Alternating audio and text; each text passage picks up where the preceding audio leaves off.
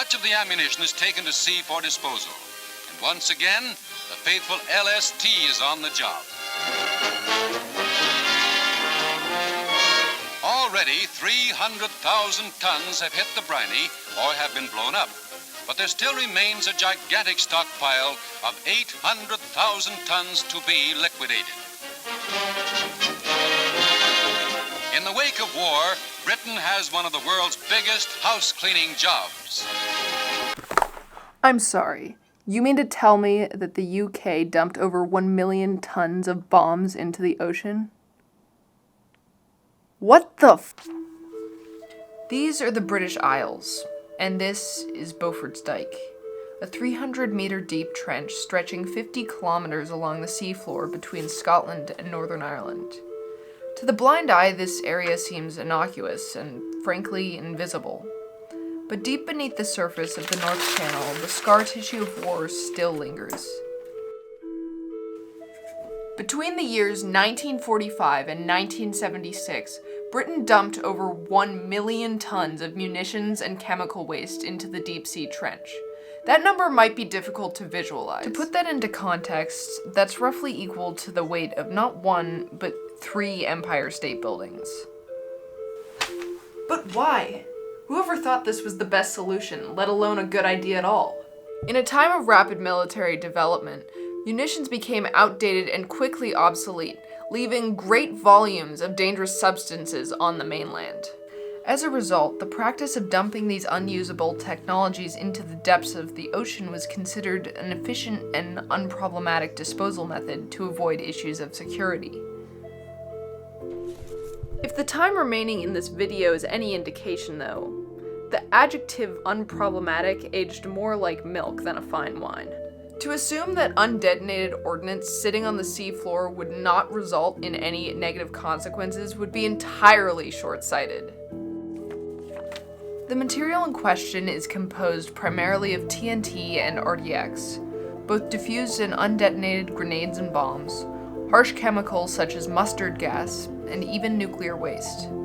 Actual information on the makeup of the remains proves difficult to come by, though, not only because many of the documents logging the disposal exercises have been destroyed or mysteriously disappeared, but also because, in favor of the most efficient and cheapest disposal method, a great quantity of explosives never even reached the designated dump site, some as close as a few hundred meters off the coast.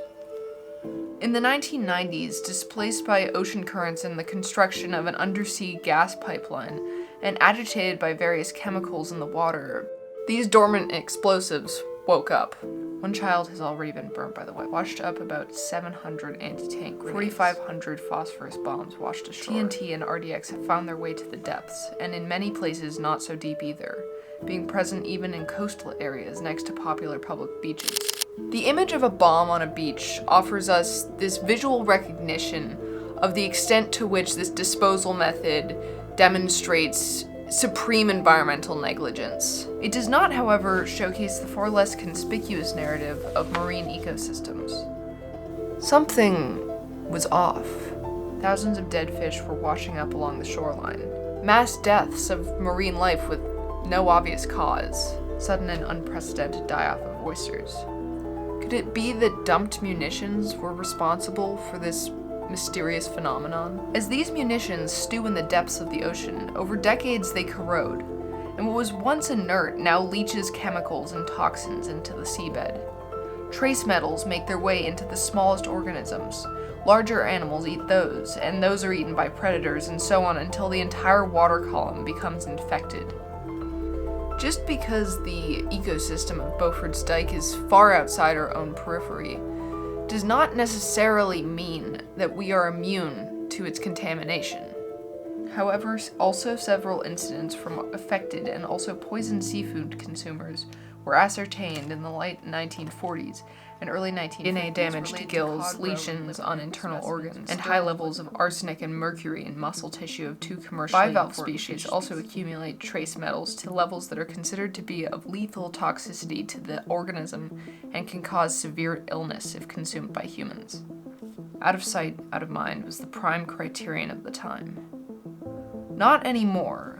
Remember how records of this disposal method supposedly vanished? Lost records. Few records of disposal program now exist, much of it unrecorded. Considerable degree of uncertainty about the precise volume and type of munitions and radioactive waste dumped.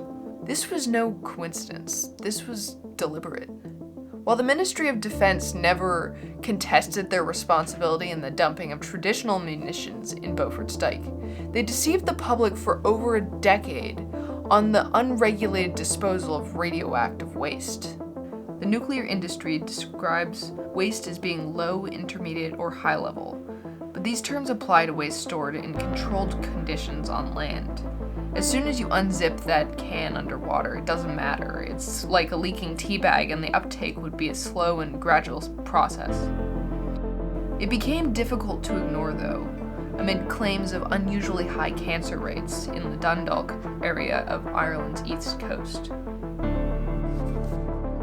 Hold up a second. Is anyone doing anything to resolve this? Clearly I'm not the only one who sees the problem here. This is where people like Emma Harper, an MP in the Scottish Parliament, come in. Unsurprisingly, other than one response from the MOD indicating that they believe Beaufort's Dyke is to be safe and it poses no threat, I've had no response from the Scottish or Defence Secretaries, and therefore repeat my calls for Beaufort's Dyke to receive a full safety inspection. She's fighting for a risk assessment. While she has yet to convince the government, other officials have become increasingly aware of the risks still posed by this century-old dump site. For over 80 years, the public has taken little note of Beaufort's Dyke. Recently, though, proposals to build a bridge spanning the Irish Sea to connect Scotland to Northern Ireland have reignited concerns over the safety of the area. The principal challenges for the design, construction, and operation of a major bridge crossing the North Channel are the deep water, Beaufort's Dyke, and unexploded ordnance. This area would need to be carefully surveyed. But aren't these munitions inert? Why is there such a risk? The uncertainty linked to the composition, location, and quantity of munitions in and around the dump site make them volatile and prone to unprompted explosion. At least one of those explosions was observed to have generated an explosive force equivalent to approximately 5.5 tons of TNT. Most of the weapons dumped in Beaufort's Dyke weren't designed to go underwater. There are sporadic explosions 2 or 3 times a month. The traditional method, known as high-order detonation, causes munitions to explode, thereby making them inactive. But it tends to be quite disruptive to the surrounding area. For organisms such as porpoises that rely on their keen sense of hearing to navigate and communicate, the shockwaves caused by this method can greatly impair their ability to survive. Create seismic signals detectable over great range. Reported explosion events were likely to have caused 1,280 and possibly up to 5,450 permanent hearing loss events. In recent years, though, scientists have developed a new technique known as low-order deflagration, which burns the charge in a munition instead of detonating it. Consequently, this method results in a much reduced acoustic output. While efforts to mitigate the threats of corroding munitions in and around Beaufort's Dyke will continue to improve, the trench represents only a small fraction of the issue. For 80 years, militaries worldwide recognized disposing of old artillery in the ocean as unproblematic and in fact a standard solution. It became widely accepted that if you could no longer see the issue, it no longer posed a threat. If only they'd heeded Pippin's warning, they would know, shortcuts make long delays.